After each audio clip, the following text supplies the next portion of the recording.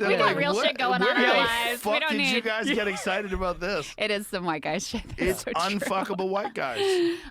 My friend Essie Cup, who we had on the screen Yes. earlier, I wouldn't say she's a Sasquatch expert, but she's super into them. Of course. So it's a little tiny fly in the ointment of your theory here. I don't think it's fair to put Sasquatch and UFO in the same category. It 100% is. Because I hope they're both real. Don't.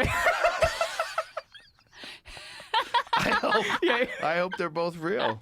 I just think there's a lot more evidence on the UFO side. I mean, Yes, there is. But there's also evidence that there was an animal that was a bipedal hominid that lived alongside of human beings. Oh, interesting. An I actually hadn't enormous looked into one. this. An Yeah. enormous one. It's called Gigantopithecus. It's absolutely real. In the Pacific And Northwest? There was, it was in Asia. And this was during the time before the Ice Age when the Bering Land Bridge was available. Right. There was an animal that they discovered in an apothecary shop in China. And I believe it was in the 1920s. An anthropologist was there. And he found these enormous primate teeth. I might be fucking this up. I don't think I am, though. He found these enormous primate teeth, and he was like, what the fuck is this? And where'd you get this? And it led to an investigation. They found the site where these things were recovered, and they found more.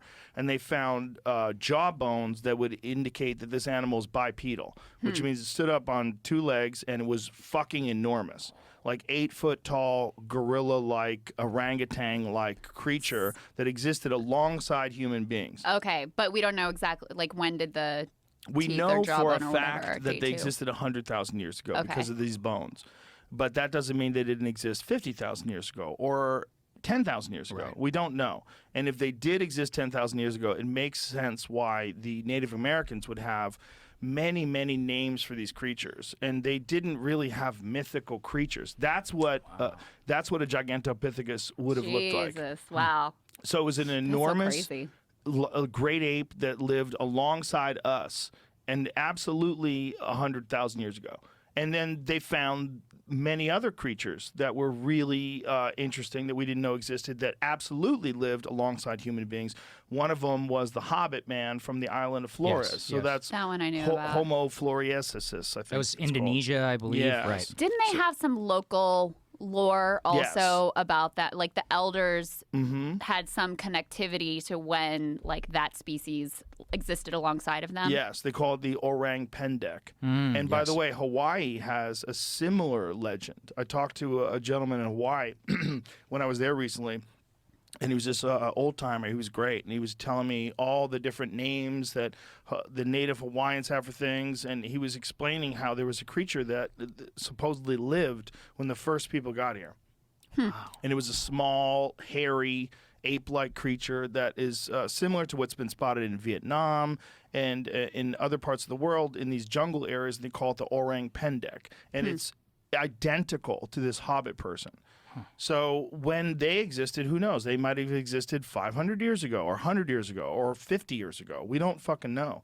But we do know that there were a bunch of different kinds of ape-like creatures that existed alongside of us. And they think that these Homo floresiensis were really like close to human. They were like Wow. on a branch, like they used tools, they hunted, they worked together, and they might have communicated, they might have had a language. Like, we don't know. So And yeah, so this this is is- why I think it all connects to UFOs, where it's like, I can't Yeah. imagine but stepping back and dreaming of, like, Earth. We don't even know what it looked like 2,500 BC. Right. Beyond that, we have no idea. That's when written history begins. You've talked a lot with Graham Hancock, his Ancient Apocalypse series. And the reason why I think there's a connectivity is like, what's possible, man? Yeah. That's with the UFO thing. I'm like, and if there's ancient life here or multiple forms of alien life or, you know, some connectivity between that or even past contact of all this, it's like our entire understanding of the world is just completely wrong. And I just find that so seductive, I guess, like that idea. Maybe that's foolish and maybe that's, you know, part like a male thing like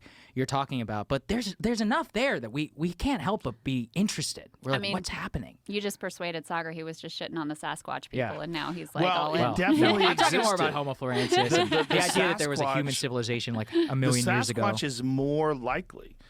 because it definitely existed. Like, they know that within the time that human beings were alive, we're going to have stories about this creature. Now, whether or not those stories persist long after the creature's extinct and people pretend they see it when they're really just seeing black bears that are walking upright, which they do all the time. I've seen black bears walk upright. And if black bears have a hurt paw, there was a black bear, a famous black bear in New Jersey, that had a hurt, it very badly damaged front paw, so it would walk on its rear legs. It would walk upright like a 7-foot tall animal. That's crazy. Which is just like, if you saw it through the trees, you'd be like, oh my God, it's a giant ape. I saw one in Glacier National Park, and I was like, holy fuck, these things are so big. I don't think people realize how big bears are. Bears are big. Well, if Glacier National Park, was it a brown bear or a black bear? Yeah, there was a black bear and a brown bear. We saw both. I got really lucky. We were in Montana, and we were at this grizzly preserve, and where they'd taken these problematic grizzlies that like raid people's garbage. They said and grandfather. Shit. Well, they.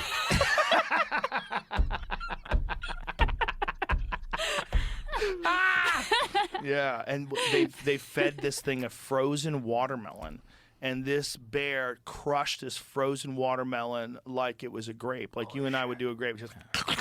Just took giant bites out of a frozen watermelon. Wow. And I was like, imagine the power of this fucking thing. Yeah. They're so big. You ever seen a jaguar? Like, not in alive. Yeah, I only saw one in a zoo, but I mean, they are some of the most majestic creatures. You know about El Jefe? No, I don't. El Jefe is the only jaguar in the United States that's been spotted in the United States. They used to be prevalent. Yeah, when the pioneers came across the country, they spotted multiple jaguars. They were everywhere. There's even sightings of jaguars in the northern states. But for whatever reason, they either were wiped out or whatever happened. But there's a jaguar that keeps traveling from Mexico, and that's El Jefe. There he is. Wow. There's photos of him. That's crazy. Look at him. Look at that fucking beautiful thing. I wonder how long jaguars live for, like, it's what a good their question. natural lifespan Well, they know is. this one jaguar because they've taken so many trail cam photos of it. Their spots are, you can identify them from their spots if you get still photos like a of high fingerprint resolution. kind of thing. Yeah. And this one jaguar is just this lone 200-pound cat that makes his way through, and he's just fucking up deer. That is wild. That is wild. It's an amazing, amazing animal. If there's only one. If they're everywhere, you're fucked. Yeah.